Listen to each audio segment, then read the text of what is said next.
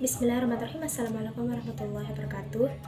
Kami dari kelompok 9 akan menjelaskan materi tentang metabolisme, yaitu proses anabolisme dan katabolisme serta fotosintesis, yaitu reaksi gelap dan reaksi terang. Yang pertama adalah katabolisme.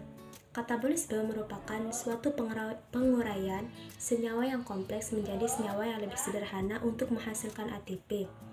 Proses katabolisme ini sendiri dapat dibagi menjadi dua. Yang pertama yaitu proses respirasi dan yang kedua adalah proses fermentasi. Proses respirasi ini dapat dibagi menjadi dua, yaitu respirasi aerob dan respirasi anaerob. Respirasi aerob merupakan respirasi yang membutuhkan O2, sedangkan anaerob merupakan respirasi yang tidak membutuhkan O2. Proses katabolisme dapat dibedakan menjadi 4. Yang pertama adalah proses glikolisis. Proses glikolisis sendiri merupakan suatu peristiwa di mana glukosa mengalami oksidasi dan pemecahan menjadi asam piruvat. Glikolisis sendiri memiliki 10 tahapan dalam prosesnya. Yang kedua adalah nasib piruvat di dalam sel. Nasib piruvat di dalam sel ini sendiri memiliki dua keadaan. Yang pertama yaitu aerob dan anaerob. Seperti yang kita ketahui bahwa aerob itu merupakan suatu peristiwa yang membutuhkan O2 atau oksigen. Dalam keadaan aerob ini terjadi proses asetil CoA. Sedangkan di dalam keadaan anaerob yang tidak membutuhkan oksigen terjadi proses fermentasi. Yang ketiga adalah proses dekarboksilasi oksidatif asam piruvat. Merupakan sebuah peristiwa di mana terjadi pelepasan gugus karboksil menjadi asam piruvat untuk menghasilkan asetil CoA.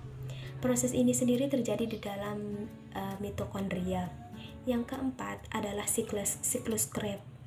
Siklus Krebs merupakan suatu peristiwa pelepasan dua atom karbon dari asetil CoA yang dioksidasi menjadi CO2. Proses ini terjadi di dalam matriks mitokondria dalam keadaan aerob. Yang kedua adalah anabolisme. Anabolisme merupakan suatu proses pembentukan senyawa yang lebih kompleks dari senyawa yang lebih sederhana. Contoh dari anabolisme dapat dibedakan menjadi dua. Yang pertama yaitu fotosintesis. Fotosintesis merupakan suatu proses yang membutuhkan sinar matahari. Yang kedua adalah kemosintesis. Kemosintesis merupakan suatu proses kimia yang tidak membutuhkan sinar matahari. Proses anabolisme dapat dibedakan menjadi dua. Yang pertama yaitu glikogenesis. Glikogenesis merupakan suatu proses pembentukan glikolisis dari glukosa. Yang kedua adalah glukogenesis. Glukogenesis merupakan suatu proses pembentukan glukosa dari senyawa lain. Selanjutnya materi akan dilanjutkan oleh saudari Ewin. C. Fotosintesis. Tumbuhan bersifat autotrof. Autotrof artinya dapat mensintesis makanan langsung dari senyawa organik. Tumbuhan menggunakan karbon dioksida dan air untuk menghasilkan gula dan oksigen yang diperlukan sebagai makanannya. Energi untuk menjalankan proses ini berasal dari fotosintesis. Berikut ini adalah persamaan reaksi fotosintesis yang menghasilkan glukosa. 6H2O plus 6CO2 plus cahaya, yaitu C6H12O6 atau glukosa plus 6O2. Glukosa dapat digunakan untuk membentuk senyawa organik lain seperti selulosa dan dapat pula digunakan sebagai bahan bakar. Proses ini berlangsung melalui respirasi seluler yang terjadi, baik pada hewan maupun tumbuhan. Secara umum, reaksi yang terjadi pada respirasi seluler berkebalikan dengan persamaan di atas.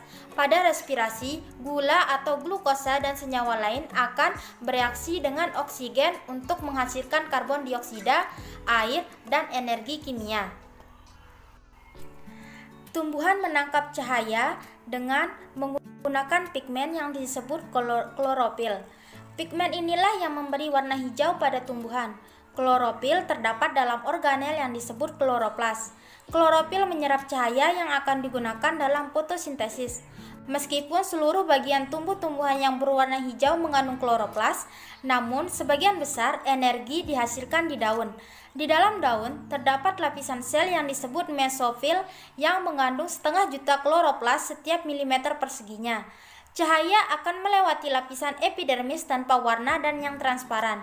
Menuju mesofil, tepat terjadinya sebagian besar proses fotosintesis. Permukaan daun biasanya dilapisi oleh kutikula dari lilin yang bersifat anti air untuk mencegah terjadinya penyerapan sinar matahari ataupun penguapan air yang berlebihan.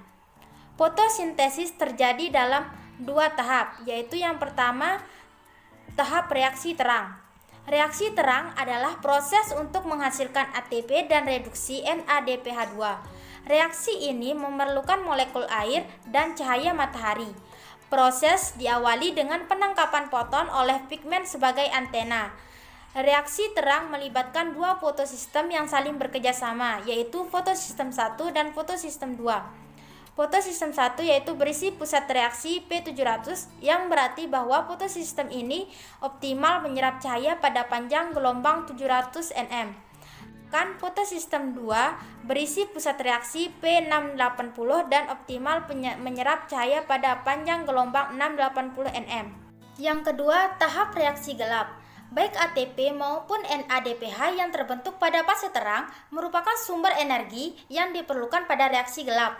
Pembentukan glukosa memerlukan ATP sebagai sumber energi reaksi-reaksi endergonik NADPH dan sebagai sumber elektron berenergi tinggi. Siklus zat pada reaksi gelap ini ditemukan oleh Melvin Calvin dan Andre Benson, sehingga sering disebut siklus Calvin-Benson.